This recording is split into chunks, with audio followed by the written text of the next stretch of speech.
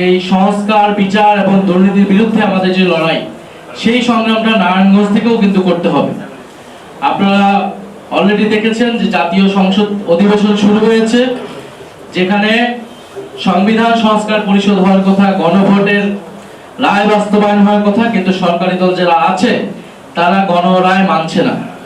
তারা সংবিধানকে তাদের নিজেদের মতো করে ব্যাখ্যা করছে।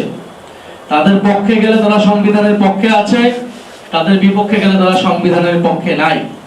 ফলে এই দ্বিচারিতা এবং সংবিধানকে নিজেদের মতো ব্যাখ্যা করার রাজনীতি আমরা কিন্তু আওয়ামী আমলে দেখেছি। আওয়ামী লীগ একইভাবে সংসদকে কব্জা করে সংবিধানকে দলীয়করণ করেছে, সংবিধানকে নিজেদের মতো ব্যাখ্যা করেছে। এই একই কাজ এখনকার যারা সরকার দল, তাদের মধ্যেও আমরা এই প্রবণতা দেখতে পাচ্ছি।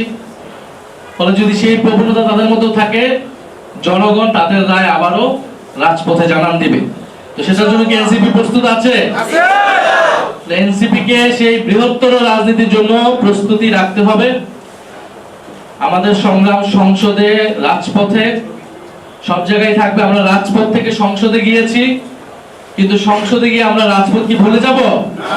আমরা ভুলে যাব না। এইখানেই রাজপথ থেকে আমাদের জন্ম হয়েছে, এইখানে আমাদের জনগণের সাথে আমাদের সেই সম্পর্ককে আরো বৃদ্ধি করা লাগবে। এবং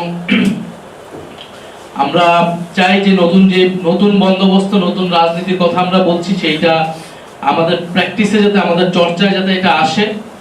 ফলে নারায়ণগঞ্জ আমরা জানি খুবই ক্রিটিক্যাল এরিয়া, সেইখানে আপনারা সাহসিকতার সাথে সংগঠন করতেছেন, সংগঠন আপনারা এটা অব্যাহত রাখবেন।